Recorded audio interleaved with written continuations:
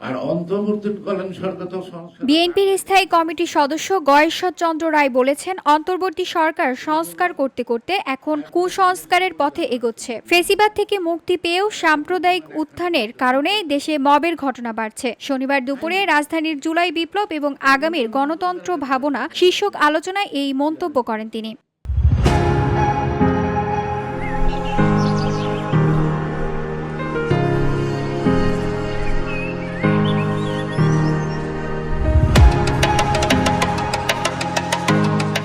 গয়েশ্বর বলেন, জুলাই আন্দোলনের সব স্টেক হোল্ডাররা ব্যক্তি স্বার্থে এক সুরে কথা বলতে পারছে না। যারা বৈষম্য বিরোধী আন্দোলন করছে তারা আবার নতুন করে বৈষম্য সৃষ্টি করছে। 90 দিনে তত্ত্বাবধায়ক সরকার নির্বাচন দিতে পারলে অন্তর্বর্তী সরকার এখনো কেন নির্বাচনের আয়োজন করতে পারছেন না, জানতে চান বিএনপির এই নেতা।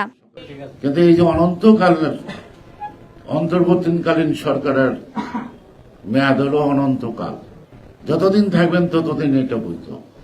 যদি তাই না হয় তাহলে যে একটি সুষ্ঠু অবাধ নির্বাচনের মাধ্যমে একটি নির্বাচিত সরকারের আকাঙ্ক্ষাবোধ, জুলাই আগস্টের যে বিপ্লব, এখনো তাদের কেন সময় হয় না? যদি একটি তত্ত্বাবধায়ক সরকার পরিবর্তনের পর একটা তত্ত্বাবধায়ক সরকার 90 দিনের নির্বাচন অনুষ্ঠিত করতে পারে, তাদের 2 বছর লাগে কেন?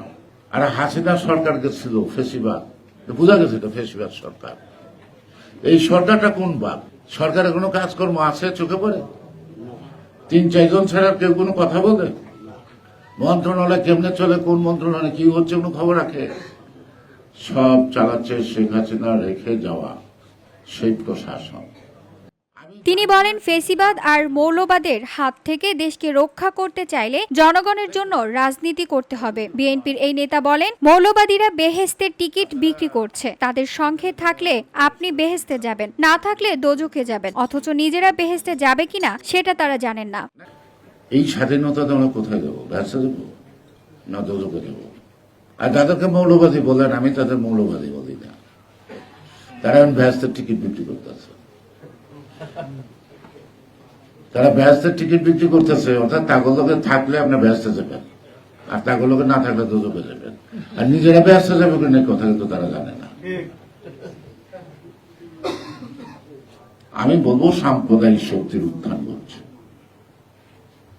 আমরা ফেসিবাদের থেকে মুক্তি পেয়েছি, কিন্তু গণতান্ত্রিক মূল্যবোধ থেকে আমরা এখন সাম্প্রদায়িকতা উগ্র উন্মাদনার সৃষ্টি শুরু হয়ে গেছে।